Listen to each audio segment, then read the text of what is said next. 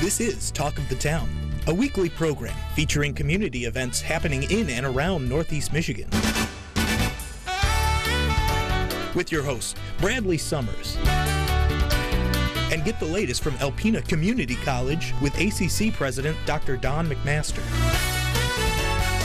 And now, today's Talk of the Town.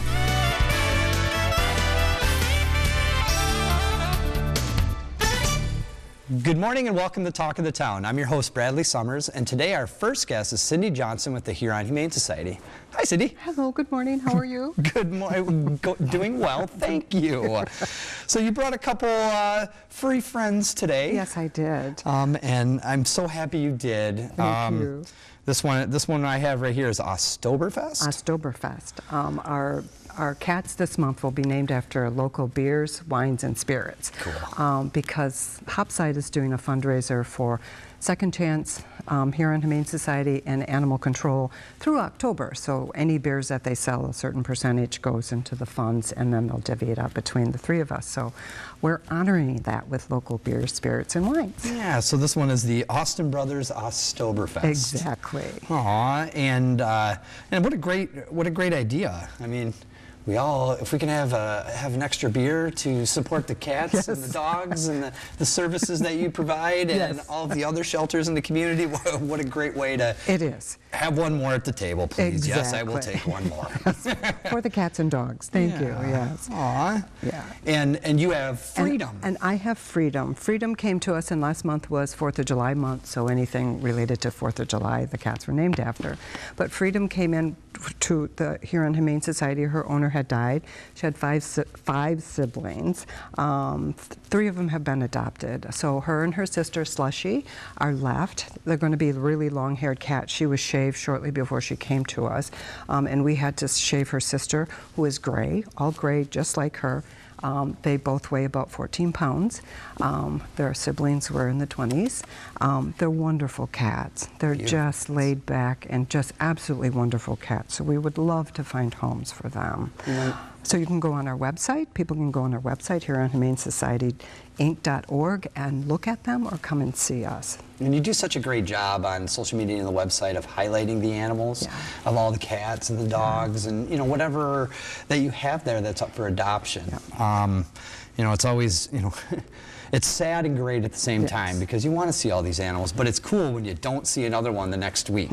Yes. Well, that's going to be difficult this time of the year because we have 90 cats in the shelter. Yeah. So if anyone's looking for a cat, please come and see us. They leave if they're not already spayed and neutered, like Freedom is. She's spayed. The little ones can't be. You get a free certificate to get that done for free. Base price on the kittens is $75. They come with a free vet visit, spay and neuter voucher, and up to date on all vaccinations, dewormed. You can't find a better deal. Yeah. And if you get the spay and neuter certificate, it helps to control the pet population, and then we don't have 90 cats in the shelter. 90 cats, wow. It is a chore to take care of 90 animals with limited staff. So we need help. Yeah. So, and that was my next. I'm glad you led into that, but was. It's not free. No, it's not free. So, I mean, the services that are, animals don't just like clean up after themselves a lot of times. Or do their own laundry or vacuum the floors or give their own medication or feed themselves. They do not. So there's a cost associated with taking care of so many animals on just the daily things that you have to do. So ways to help us, you can donate supplies, laundry soap, dryer sheets, bleach. Those are always, and wet cat food, are always needs at the shelter. But you can donate, you can go to our website, you can come in, you can send us a check to help to take care of vet bills, employee bills, keeping the lights on. There's a cost to all of that. So when you have 90 animals, the expenses just skyrocket. Yeah, and it's not just the financial donations, but like you said, like the supplies and of course time. To have people come in and just help. Is absolutely. I cannot tell you how much we appreciate that. Even if somebody just wants to go and sit in the cat room or the kitten room and just play with the animals, pet them, socialize them, is such a help. Because with 90 animals, we are busy running from kennel to kennel and shelter to, side to side and doing laundry, that sometimes in the day you don't have time to just sit down and pet them. So that is, I can't tell you what a big help that is. Yeah, and I know, with some of the youth volunteer corps from the organization I work at, come over sometimes. They do. And it means so much to take a young person to, it means so much to them for, a young person to be able to go in and actually like spend time with these animals. Yes. And it's such a, you may think, oh, it's only an hour, it's only a half an hour, but these animals need affection. They do. Just like us. They do. Their physiological needs are so important, to have them, to make them more adoptable and to, have them. But it matters in their health, too, because the happier they are, the healthier they are. In a shelter situation, when you have 90 cats, it's really stressful on them, especially if you get cats that are, and we have some cats that just like to talk and cry. I think then the other ones worry about what's going on, and stress is a major factor in a shelter situation for animals to get sick. And I know you may have already talked about this, but what an easy way to make a financial donation is just drop the bottles off at the fence that you have right next to the building. Yes. Our bottle drive is ongoing 24 hours a day, 7 days a week. You can put them in the pen and we'll grab them from there. It makes a difference in what we can do for the animals. It really helps to, and we look at it, it helps us to pay our vet bills.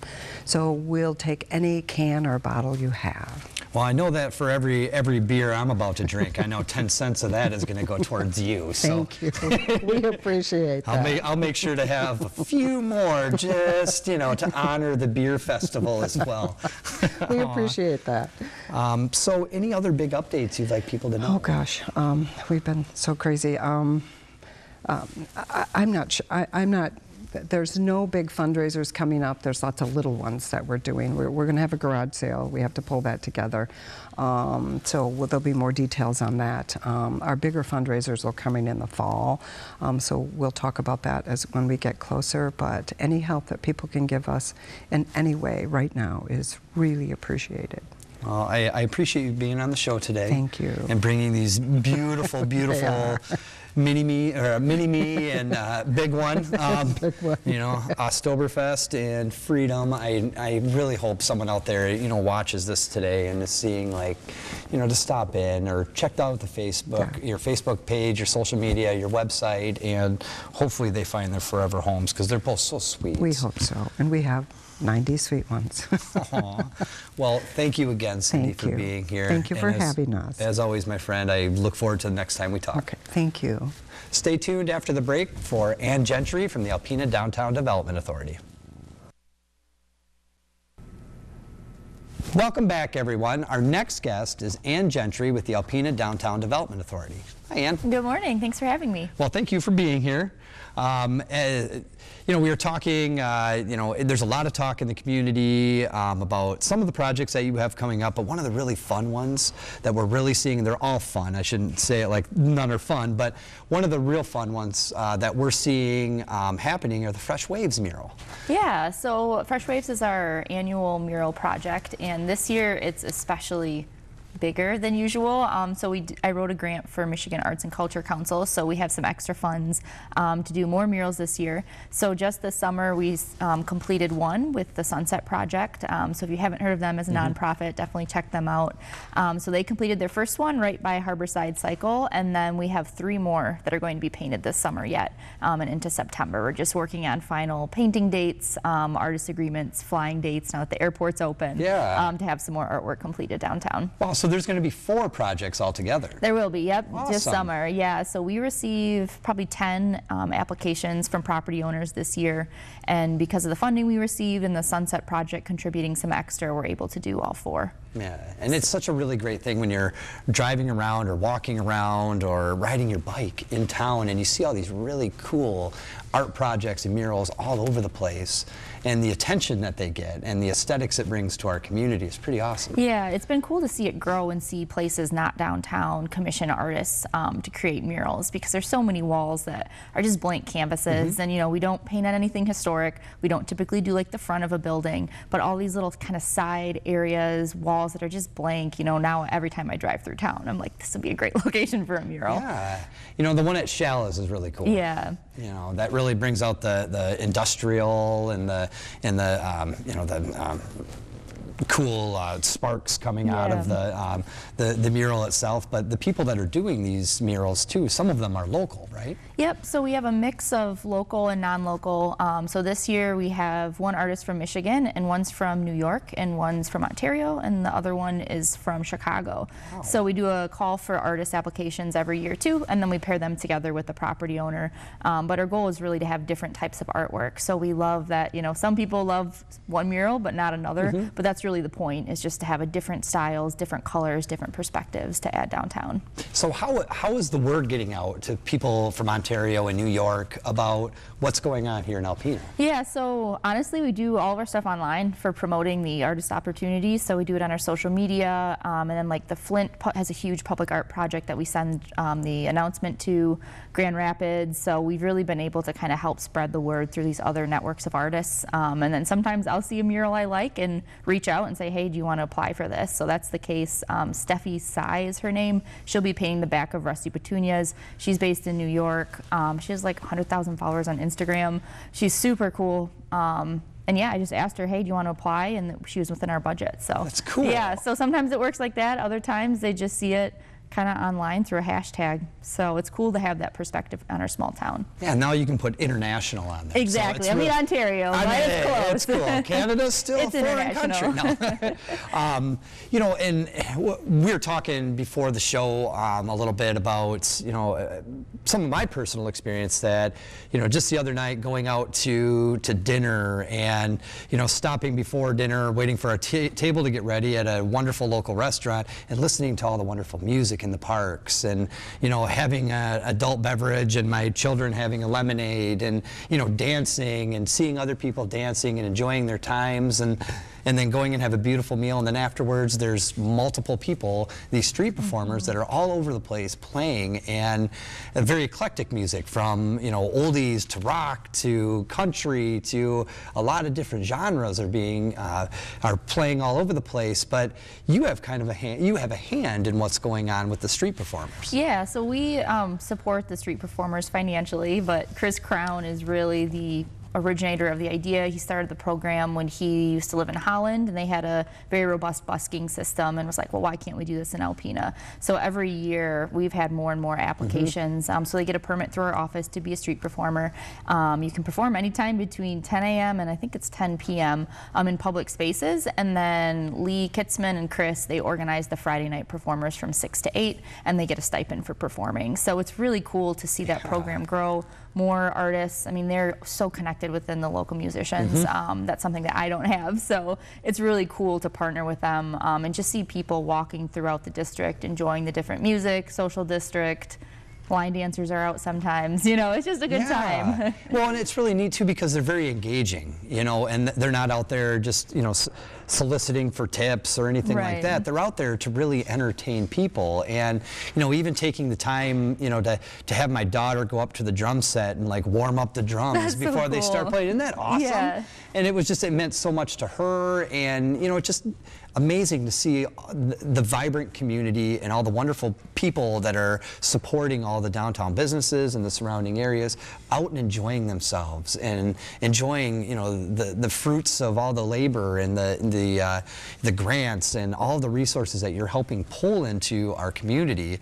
You know, it's just amazing to see all the people out there enjoying this. Absolutely. The summer is always the best time downtown. I mean, year round it's great, but it's so cool even in my office seeing all the different people walking downtown. They're shopping, they're walking around. There's just so much positive momentum right now in Alpena, and the downtown is a big piece of that, I think. So yeah, it's a great time to be a part of it and to see like the arts and culture really being kind of a central force of bringing people together. It's awesome, and good work on that. Thank you.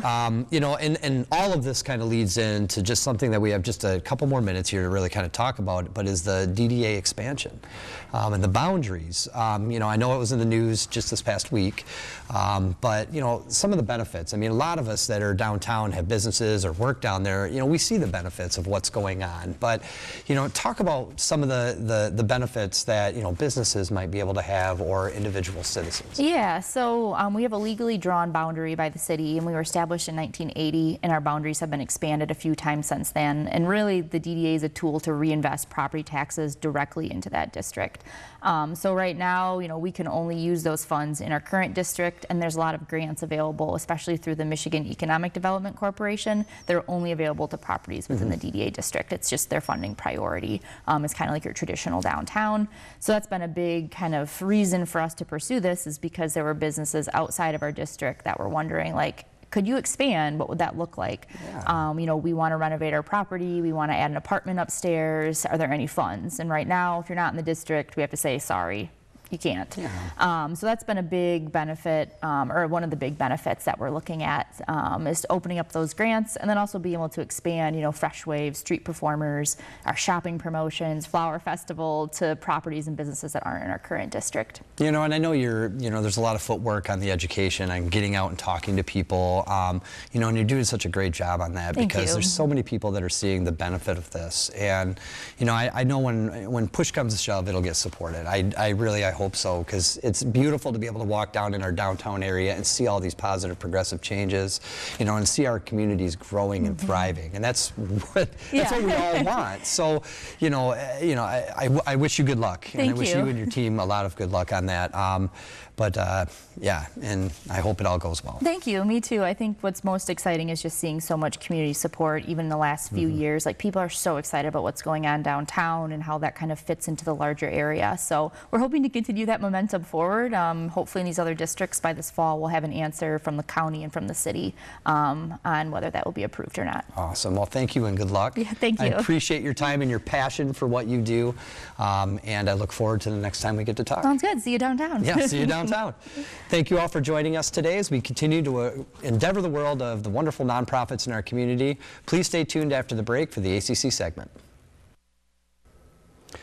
Greetings, everyone, and welcome to Talk of the Town. I'm Dr. Don McMaster, president of Alpena Community College.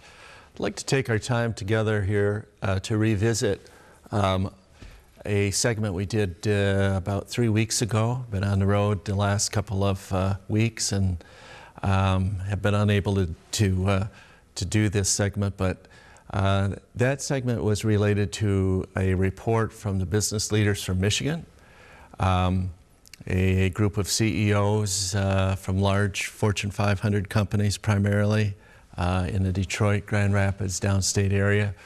It recently published a report, a deep, comprehensive, well done report on community colleges, their essential role in the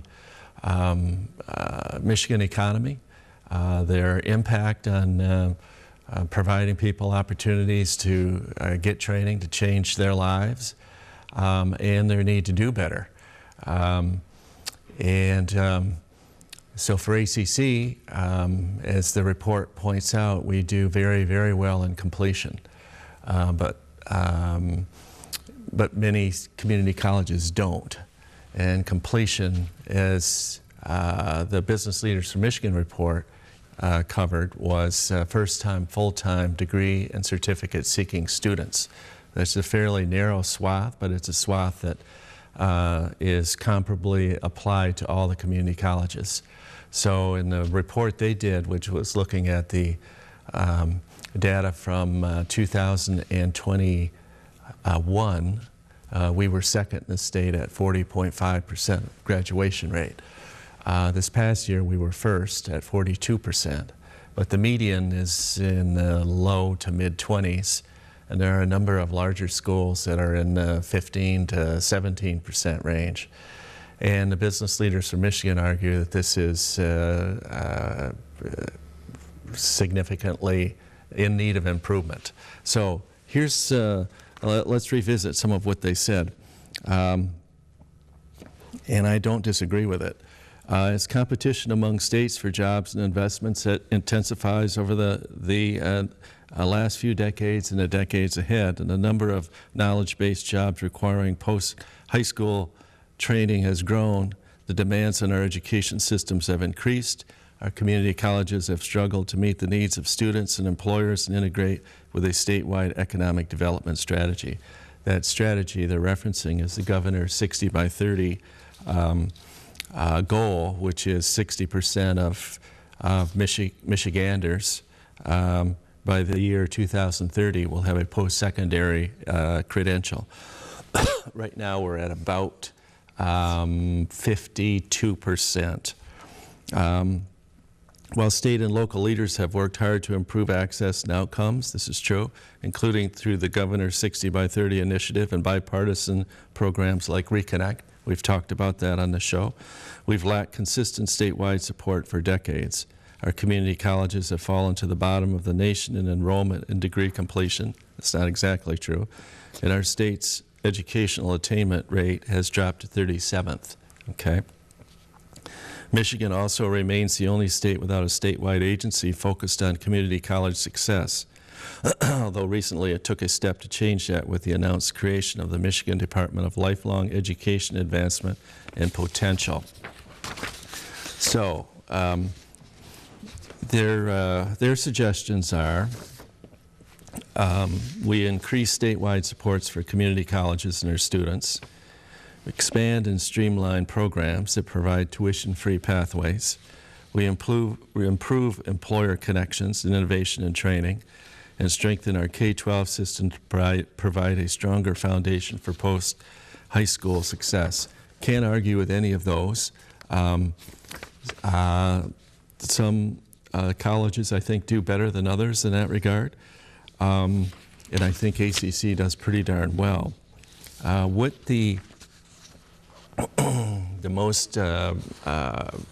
what received the most press in this report, and it did get quite a bit of play downstate in particular, was this notion that the state create an agency focused on community college success. This is, Michigan has a very decentralized system, higher education system. It's unique in that regard, probably more decentralized than any other state. So what the business leaders from Michigan are proposing or suggesting is that we change that in some way and create a state agency or person that's focused on community college success. In other words, have a little bit more of a centralized control that comes out of Lansing. Now, there's been quite a bit of pushback on that. Well, you could argue that folks are against it because they don't like change. There is that element to it. But the decentralized piece, I think, has served Michigan well and serves Alpena well. For example, ACC is starting a utility arborist program. And this is something that an employer came to us and said, hey, we need more tree trimmers. What can you do? We looked at the data on jobs and statewide. This is a keen need statewide and locally for folks that are trained to keep the grid going. In other words, keep trees from falling on lines and resulting in power outages, or getting the trees off lines once that happens. So this is something ACC is pushing hard on, and it's something that the trustees, our governing body, likes, and the state likes it. We presented in Grand Rapids this week to a group of 300 regulators of the utility sector, 2 of our program graduates, Dean Dawn Stone, myself, and this fits a need. This fits a need locally, it fits a need statewide. And there wasn't someone from Lansing saying, you know, Alpena, you should not do tree trimmer. We need that done someplace where there's more, you know, downstate. So that's the benefit of the decentralized approach. And we have to be nimble, and we are. And the creation of a bureaucracy or a bureaucrat or a provost or a chancellor oftentimes works against that nimble and responsive capacity. So that's the argument against that. The governor has created an agency, and she spoke to our group this week. She assures the higher education people, community college leaders, that the intent is not to create a centralized model that will eliminate the local control, but really she's interested in more and better coordination. And I see that that is a good thing. So more to be learned here and more to be explored, but ACC comes out well in this report, and we will see you again next week, and thank you for watching Talk of the Town. This has been Talk of the Town with your hosts Bradley Summers and Dr. Don McMaster. For a list of community events taking place in Northeast Michigan, please visit our website at WBKB11.com and click on our community link. This has been a Thunder Bay Broadcasting Corporation production. All rights reserved.